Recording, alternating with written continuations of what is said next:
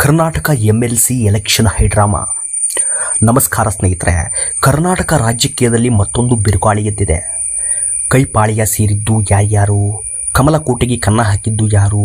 ಹೌದು, ಇತ್ತೀಚೆಗಷ್ಟೇ ನಡೆದ 7 ವಿಧಾನ ಪರಿಷತ್ ಸ್ಥಾನಗಳ ಚುನಾವಣೆಯಲ್ಲಿ ಬಿಜೆಪಿ ಮತ್ತು JDS ಮೈತ್ರಿಗೆ ಬಿಗ್ ಶಾಕ್ ಎದುರಾಗಿದೆ. 11ಕ್ಕೂ ಹೆಚ್ಚು ಮತಗಳು ಕ್ರಾಸ್ ವೋಟಿಂಗ್ ಆಗಿದ್ದು NDA ಮೈತ್ರಿಕೂಟದ ಗೂಡಿನಲ್ಲಿ ತಲ್ಲಣ ಸೃಷ್ಟಿಸಿದೆ. DK ಶಿವಕುಮಾರ್ ಮುಖ್ಯಮಂತ್ರಿಯಾದ ಮೇಲೆ ನಡೆದಂತಹ ಮೊದಲ ದೊಡ್ಡ ಪರೀಕ್ಷೆಯಲ್ಲೇ ಕಾಂಗ್ರೆಸ್ ಭರ್ಜರಿ ಜಯ ಸಾಧಿಸಿದೆ. ಹಾಗಾದರೆ ಅಸಲಿಗೆ ಅಲ್ಲಿ ನಡೆದಿದ್ದೇನು? ಯಾರು ಯಾರಿಗೆ ವೋಟ್ ಹಾಕಿದ್ರು? ಕ್ರಾಸ್ ವೋಟಿಂಗ್ ಮಾಡಿದ ಆ ವಿಭೀಷಣರು ಯಾರು? ಕಂಪ್ಲೀಟ್ ಡೀಟೇಲ್ಸ್ ಈ ವಿಡಿಯೋದಲ್ಲಿದೆ, ಕೊನೆಯವರೆಗೂ ನೋಡಿ.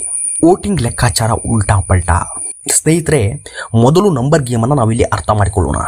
ವಿಧಾನಸಭೆಯಲ್ಲಿ ಕಾಂಗ್ರೆಸ್ಗೆ ಇದ್ದದ್ದು 135 ಶಾಸಕರ ಬಲ. ಆದರೆ ರಿಸಲ್ಟ್ ಬಂದಾಗ ಕಾಂಗ್ರೆಸ್ ಅಭ್ಯರ್ಥಿಗಳಿಗೆ ಬಿದ್ದ ಒಟ್ಟು ಮತಗಳು ಬರೋಬ್ಬರಿ 151. ಅಂದರೆ ಕಾಂಗ್ರೆಸ್ಗೆ ಬರಬೇಕಾಗಿದ್ದಕ್ಕಿಂತ 16 ಮತಗಳು ಹೆಚ್ಚುವರಿಯಾಗಿ ಬಂದಿವೆ. ಇದರ ಪರಿಣಾಮ ಏನಾಯಿತು ಗೊತ್ತಾ? ಕಾಂಗ್ರೆಸ್ಗೆ ಸ್ಪರ್ಧಿಸಿದ್ದ 5 ಸ್ಥಾನಗಳನ್ನು ಕ್ಲೀನ್ ಶಿಪ್ ಮಾಡಿದೆ. BK Hariprasad, BS Shivanna, PV Mohan, Thippannappa Kamakanur ಮತ್ತು ವಿನಯ್ ಕಾರ್ತಿಕ್, ಈ 5 ಜನ ಮೊದಲ ಸುತ್ತಿನಲ್ಲೇ ಗೆದ್ದು ಬೀಗಿದ್ದಾರೆ. ಅದರಲ್ಲೂ ಕಾಂಗ್ರೆಸ್ನ 5ನೇ ಕ್ಯಾಂಡಿಡೇಟ್ ವಿನಯ್ ಕಾರ್ತಿಕ್ ಅವರಿಗೆ ಅತಿ ಹೆಚ್ಚು ಅಂದರೆ 32 ವೋಟುಗಳು ಬಿದ್ದಿವೆ. ಮೈತ್ರಿಕೂಟಕ್ಕೆ ಬಿಗ್ ಶಾಕ್.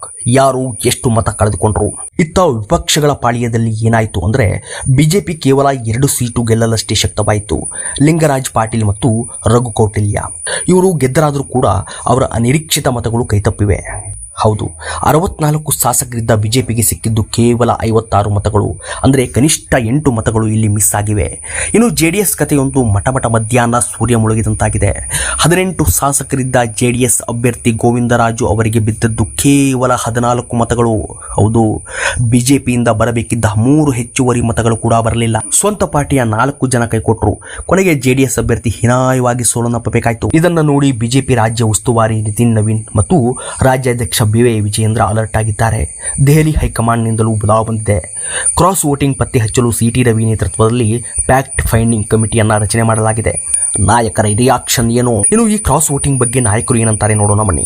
ಇನ್ನು ಈ ಕ್ರಾಸ್ ವೋಟಿಂಗ್ ಬಗ್ಗೆ DK ಶಿವಕುಮಾರ್ ಹೇಳೋದು, ಬೇರೆ ಪಕ್ಷದ ಶಾಸಕರು ನಮ್ಮ ಸರ್ಕಾರದ ಗ್ಯಾರಂಟಿ ಯೋಜನೆಗಳನ್ನ ಮೆಚ್ಚಿ ಅಂತಃಸಾಕ್ಷಿಯ ಮತ ಹಾಕಿದ್ದಾರೆ.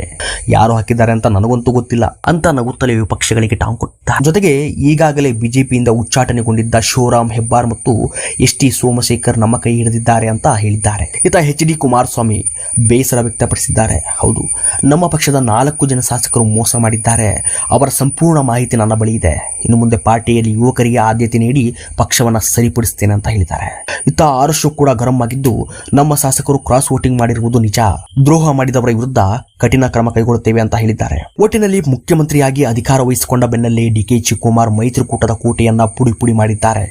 ಈ ಕ್ರಾಸ್ ವೋಟಿಂಗ್ನಿಂದಾಗಿ ಬಿಜೆಪಿ JDS ಮೈತ್ರಿಗೆ ಭವಿಷ್ಯದಲ್ಲಿ ಧಕ್ಕೆ ಆಗುತ್ತಾ? ನಿಮ್ಮ ಪ್ರಕಾರ ಕ್ರಾಸ್ ವೋಟಿಂಗ್ ಮಾಡಿದ ಆ ವಿಪಕ್ಷಗಳ ಶಾಸಕರು ಯಾರು ಇರಬಹುದು?